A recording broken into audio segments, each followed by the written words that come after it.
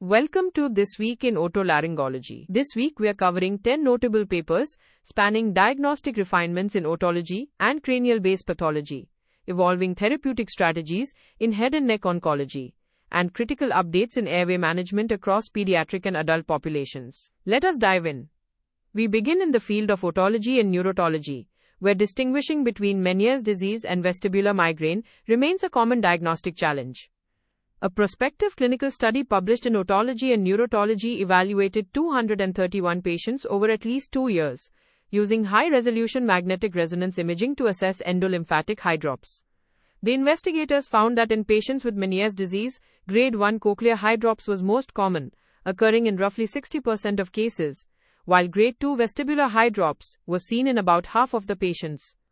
Conversely, more than half of the patients with vestibular migraine had no evidence of cochlear or vestibular hydrops at all. When hydrops was present in vestibular migraine patients, it was almost always mild. These findings indicate that while mild hydrops can occasionally overlap, the presence of moderate to severe hydrops strongly points toward a diagnosis of Meniere's disease, helping clinicians make more objective diagnostic decisions. Evolving our understanding of cranial-based pathology, another study in otology and neurotology investigated the prevalence of superior semicircular canal dehiscence in patients with lateral spontaneous cerebrospinal fluid leaks. In a retrospective cohort of 161 patients undergoing middle fossa craniotomy skull base repair, the researchers compared preoperative high-resolution computed tomography scans with direct intraoperative findings.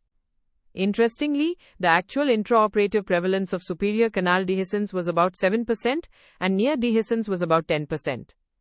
Both rates were significantly lower than what preoperative computed tomography scans predicted, which estimated dehiscence at 13% and near dehiscence at nearly 13%.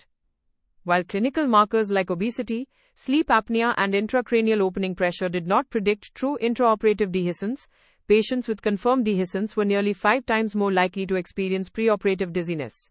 The study highlights that while computed tomography has an excellent negative predictive value of nearly 96%, its positive predictive value is only 53%, meaning we should rely on intraoperative confirmation rather than imaging alone before concluding a patient has true dehiscence.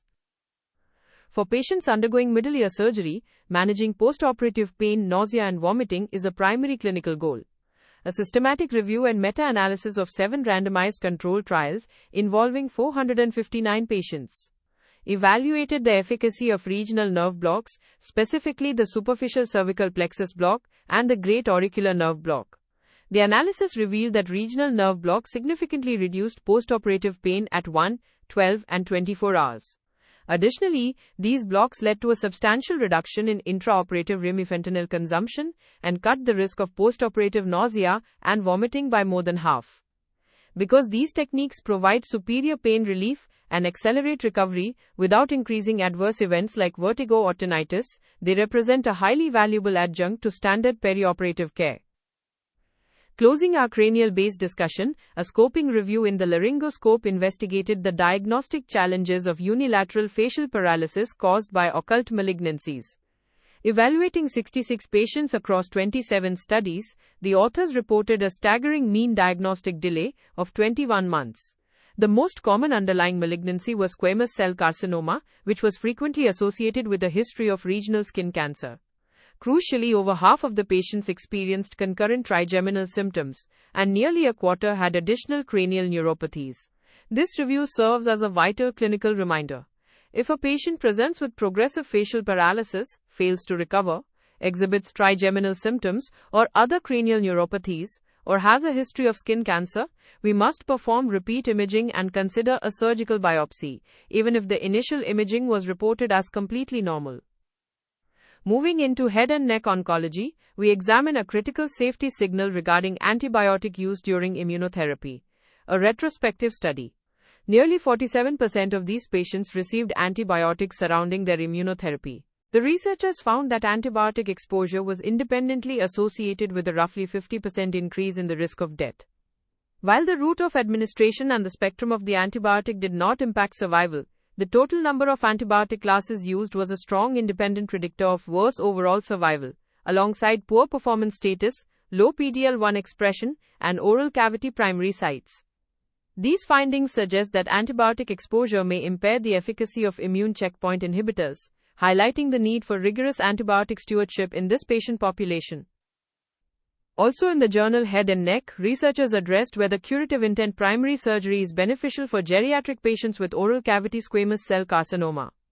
In a single-center retrospective study of 1,744 patients, researchers compared clinical outcomes between patients aged 40 to 69 and those aged 70 and older.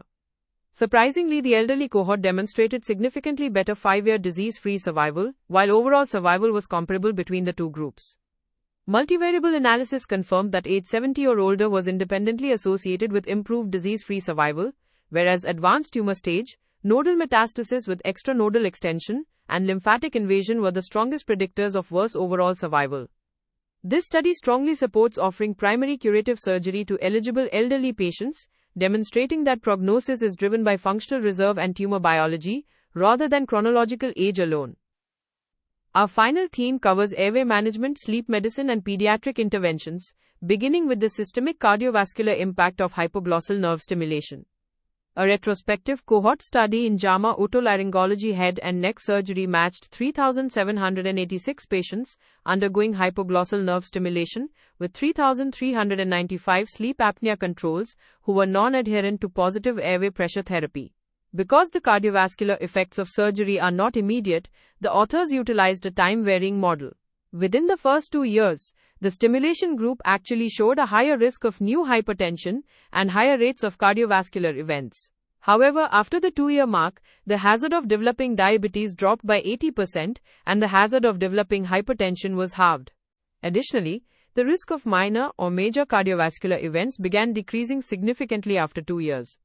This suggests that while there is an initial diagnostic or therapeutic lag, hypoglossal nerve stimulation provides substantial, long-term cardiovascular and metabolic protection. Next, a histopathological study in the Laryngoscope examined the direct physical impact of endotracheal intubation on the trachea.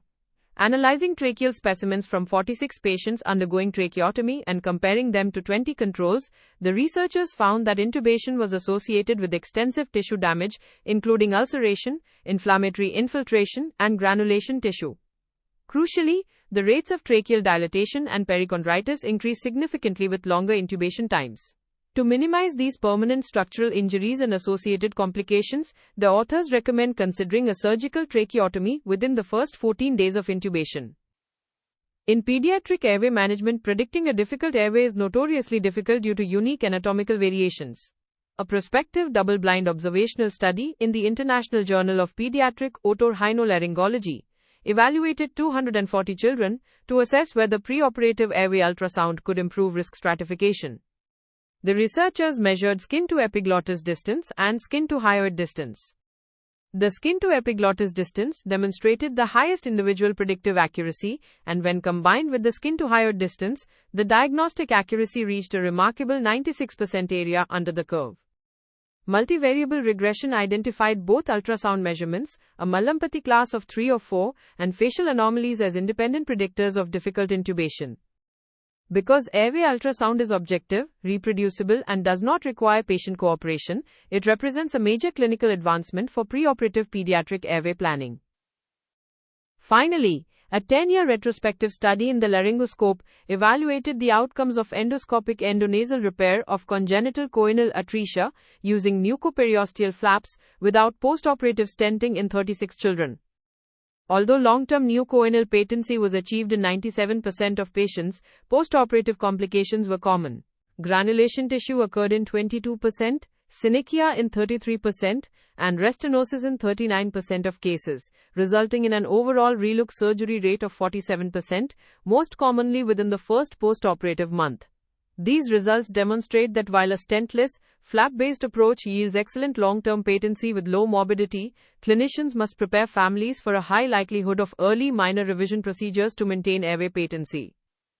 If you only have time for one paper this week, make it the scoping review on the diagnostic delay of unilateral facial paralysis caused by occult malignancy.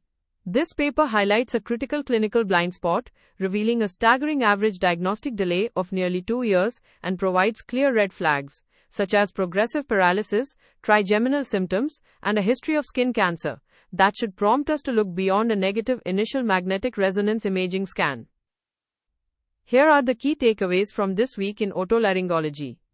First, do not rule out an occult facial nerve malignancy based on a single negative magnetic resonance imaging scan. Progressive paralysis, lack of recovery, or concurrent trigeminal symptoms require repeat imaging and a high index of suspicion for surgical biopsy. Second, when treating patients with head and neck squamous cell carcinoma undergoing immune checkpoint inhibition, exercise strict antibiotic stewardship, as antibiotic exposure is independently associated with decreased overall survival.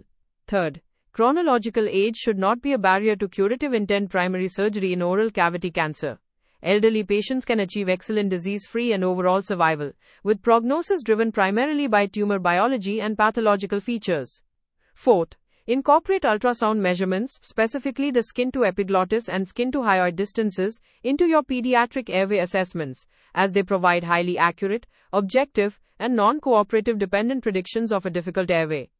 And fifth, while hypoglossal nerve stimulation may show a transient increase in cardiovascular events in the first 2 years, it is associated with a dramatic reduction in the long-term incidence of diabetes, hypertension, and major cardiovascular events after 2 years. That's your roundup for this week in otolaryngology. The full transcript and references are available on the episode page in your Audio Scholar library. This is an AI-curated summary. For clinical decisions, always consult primary sources and current guidelines. See you next week. If this weekly briefing is useful, follow the show in your podcast app so new episodes arrive automatically. And for audio briefings on your own clinical questions and papers, visit audioscholar.cc. This is an automated summary generated by artificial intelligence, which can make mistakes. Always review the original source materials.